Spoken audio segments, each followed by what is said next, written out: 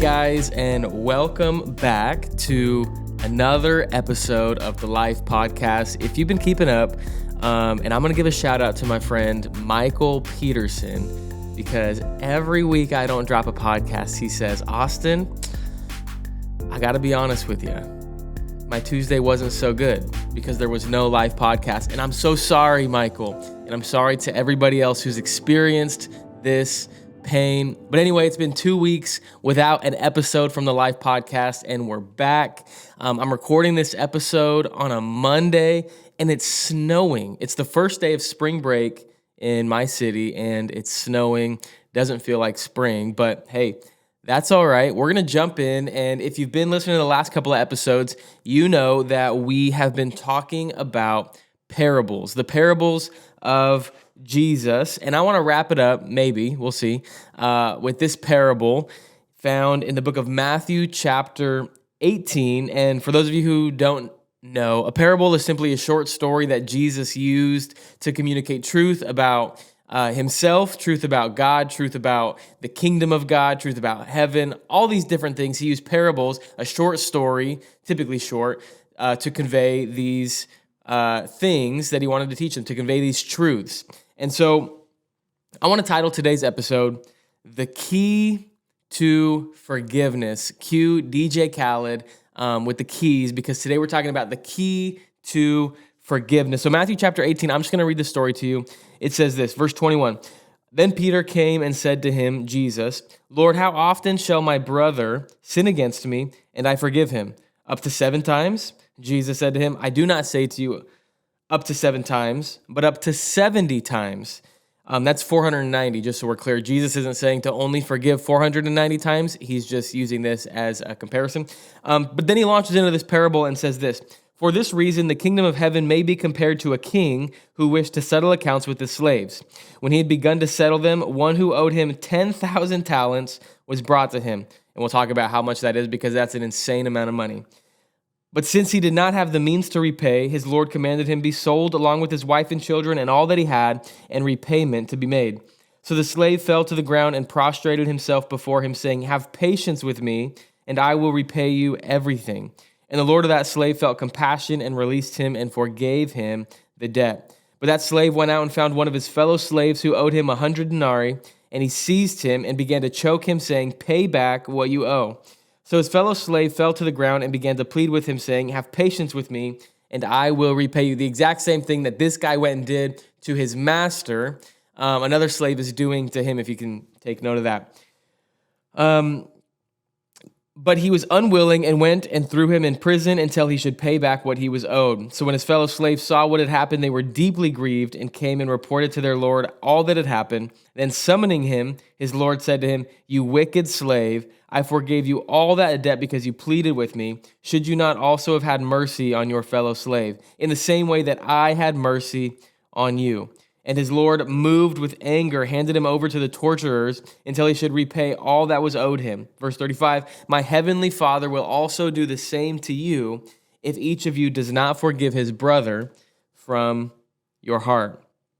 That's intense. So we're talking about forgiveness, and I think we talk about forgiveness a lot in the church. I think this is one thing maybe we're really good at, but I think this parable is interesting. It gives us some keys to forgiving. And so, number one, I just want to make a couple observations about this parable. Number one is this, that in this parable, you and I are the servant. We are the servant. I think it's really easy to read stories and to watch movies and be the good guy, be the superhero. We all want to be Tom Holland's Spider-Man. Maybe it's just me, I don't know. But we all want to be the good guy in the story. But oftentimes when Jesus tells a story, he's telling the story with us as the guy who needs help, as the guy who isn't the hero. If you think about the Samaritan man who was injured in the road, you and I aren't the guy that comes up and picks him up. We're actually we're the guy that's laying injured in the middle of the road. We're also the Levite passing by, the priest passing by. Like, we're not the good guys of many of these stories, and I think that's okay. But to be the servant in this story means this, that you and I are in debt. We owe a debt to God. God is the king in this story, the master. You and I are the servant. Now think about this. This servant owed their master 10,000 talents. Now, if you like math or you like to really make the Bible tangible to you, I would do the math because I like to know exactly how much is 10,000 talents. So let's break it down. One talent is 15 to 20 years worth of wages. One talent equals 15 to 20 years worth of work. That's a lot. That means 10,000 talents is equal to 150,000 years labor. That's an amount of money that will never be able to be paid back. Now let's take it a step further. Imagine if the average lifespan, well, this is actually true. The average lifespan of a Jew in this time period was anywhere between 30 to 50 years. It's closer probably to 30, but let's say for this example that the average lifespan was closer to 50 years. Let's use 50 as our marker. Let's divide 150,000 years divided by 50. That equals 3,000. That means this person would have to work 3,000 lifetimes, talking 50 years, in order to pay back this debt. What Jesus is really trying to tell us is that this debt is impossible to pay back. What's also interesting about this story is that the king is rich. In order to give out this much money, he had to be rich. But the king in the story is God. God owns it all. It all belongs to him. But what Jesus is really trying to communicate is that this debt is impossible to pay back. And Jesus wants us to know that the debt that we owe to him is impossible for us to pay back on our own. Very encouraging, right? But check this out. The servant who was owed 100 denarii from another servant, and one denarius is just 1 day's wage. So this man was owed 100 days' wages from another servant. Nothing in comparison to the debt that he was just forgiven of. 150,000 years worth of work versus 100 days. It's like nothing, okay? But this servant who has just been forgiven of much goes to this other servant and says, hey, pay me back. He says, I can't. He puts him in a chokehold and throws him in prison until he can pay it back. Now, I want you to understand that we're the servant in this story. How often do you and I hold another person to a standard that we've not been held to? You and I have been offered an incredible gift of forgiveness by God, but so many of us hold other people in a prison cell of unforgiveness. So many of us are doing that. We've been forgiven eternally, yet we don't forgive others on this earth, on this planet. Maybe somebody's betrayed you. Maybe somebody's cheated you. Maybe somebody's cursed you. Maybe somebody's broke a promise to you. Maybe somebody's abused you. Maybe somebody's abandoned you.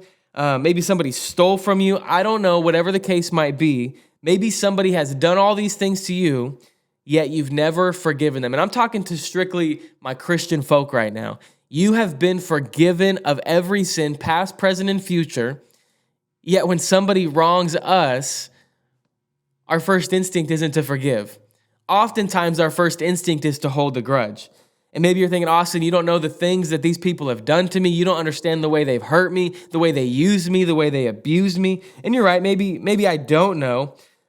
And let me just say that your pain is valid and your pain is real, but that will never justify withholding forgiveness. If anybody had a reason not to forgive, it was Jesus. It was God. There was absolutely no reason for him to send Jesus to this planet to die our death, to take our penalty. There was no reason for it, yet God did it anyway. God created us, and then we turned our backs and did everything he created us not to do, yet he still decided to send Jesus and to forgive us. That's the gospel. If anybody can justify it, it's Jesus. So many of us, we choose not to forgive other people in our life. We hold a grudge, but oftentimes it's more than just holding a grudge. We make other people feel terrible about the way that they treated us. Every time we get around them, we remind them, oh, do you remember the time you did this thing? Now you owe me this. Now you owe me that. Oh, but do you remember the time that you hurt me? Like, we constantly bring it up. We say we've forgiven and forgotten, but we really haven't. And let me share a couple Bible verses with you about forgiveness. Psalm 103 verse 12 says this: as far as east is from the west, so far has he removed our transgressions from us. That's encouraging. Here's a verse from Hebrews chapter 8, which is actually quoted from Jeremiah, but it says this: for I will be merciful to their iniquities, and I will remember their sin no more. He has forgiven us and will not hold us hostage to the debt that we could not pay. So as you listen to this episode, I just encourage you to take inventory and ask yourself, is there anybody that I need to forgive? Is there anybody in my life that I am holding hostage to unforgiveness, that I'm holding a grudge against? Is there anybody in my life? Because I can imagine all of us probably have some hurt. We have someone who betrayed us, someone who said some things about us. Maybe it's yourself. Maybe you can't forgive yourself for whatever the things that you've thought about yourself, things you've said to yourself, things you've done to yourself. Maybe you can't forgive yourself. I don't know. But I guarantee that there's probably, most of us have somebody we can forgive. So if we're the servant in the story and we've been given this eternal forgiveness, how in the world are we supposed to forgive? Let me give you the key. Here is the key to forgiveness. Forgiveness starts with compassion. Forgiveness starts with compassion. It starts with seeing the world and seeing people the way that Jesus sees people. Matthew 18:27 in the parable says this, and the Lord of that slave felt compassion and released him and forgave him the debt. Now, if you read the Gospels, one common phrase that you see all the time is this: Jesus was moved with compassion, so he went and did this. Jesus was moved with compassion, so he healed, so he delivered, so he fed the 5,000, so he set the demoniac free. Jesus was moved with compassion, and then he did the miracle. Can I just say this, that I think compassion is the key to forgiveness. Seeing people like God sees them is the key. If you look at somebody and all you see is the anger and hatred that you have for them, you will never forgive them. You'll never forgive them. But if you look at somebody and see them with compassion and see them just as another broken human being like you are, it's going to be so much easier to forgive. But oftentimes we're not looking at them through the lens of compassion. We're looking at them through the lens of anger and hatred and jealousy. And so I would argue that the key to compassion is forgiveness. Maybe you can't forgive because you don't have compassion. That's how I feel like that's the key to forgiveness. And the way that you get compassion for other people is simply this. Say, God, help me to see people the way you see them. God, give me your heart for this person. God, maybe it's your dad. We all got daddy issues, right? Maybe it's your dad. God, help me to see my dad the way you do. Help me to love my dad the way you do. Help me to love this person the way that you do. Because I guarantee as soon as you start to pray those prayers, God's going to start knocking down the walls of anger and hatred and all those things in your heart. And you're going to begin to see the world just as he does. And I think compassion is the key to forgiveness. That's how we can forgive. I could give you steps 1, 2, and 3, but I really think until you have compassion, steps 1, 2, and 3 don't really matter. You know what I'm saying? You might say you forgive, but you don't forget. And I think that we ought to be people who forgive. And I'm not saying we need to forget. If somebody hurts you, I'm not saying you need to trust them again. But what I am saying is you don't need to hold that person hostage to what they did to you 20 years ago. You don't need to hold that person to what they did to you 5 years ago when you were in high school. Like, you don't need to do that. You need to forgive, and you need to move on. But what happens if I don't forgive? What happens if I hold on to the unforgiveness in my heart? Matthew 18:34 says this in the parable about, I'll just read it. It says this, and his Lord moved with anger. At first, the master was moved with compassion. Now he's moved with anger. It says, moved with anger, handed him over to the torturers until he should repay all that was owed him. And might I remind you that he's never going to repay all that he owed. What this verse is saying is if we don't forgive, there will be no eternal forgiveness for us.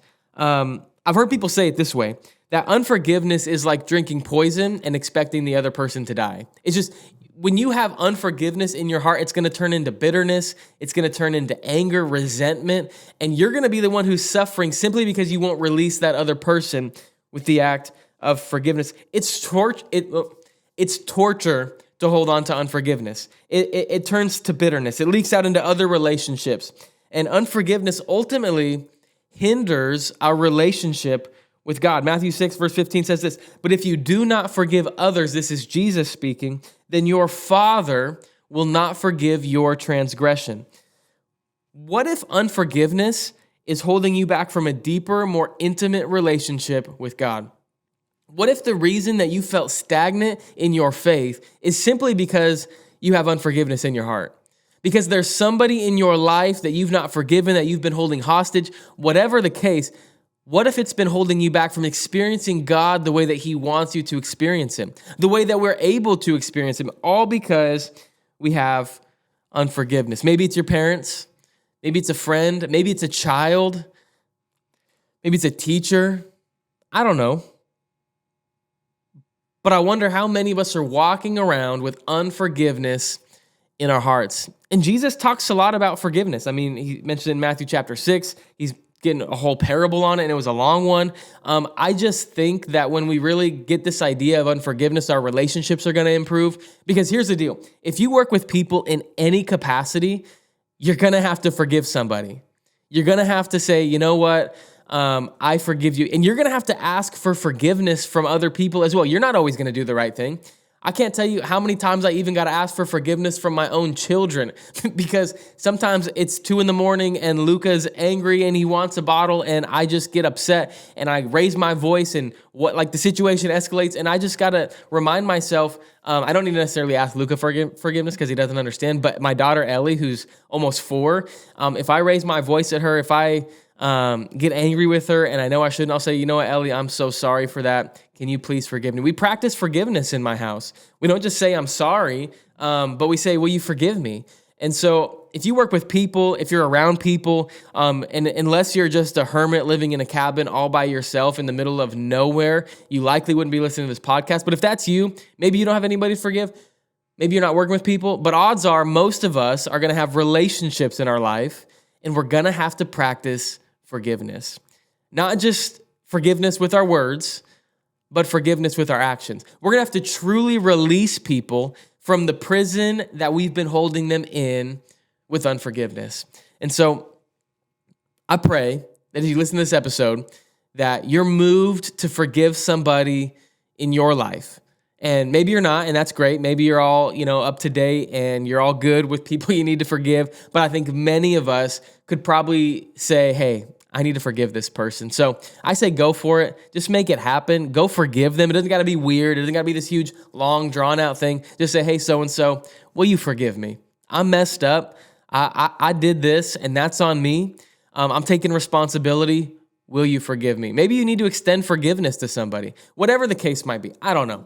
Let's do it. But I'm so thankful that you tune into another episode of the Life Podcast. I know we've missed a couple weeks, but hopefully we'll see you right back here next Tuesday. Thanks for tuning in, guys. See you next week.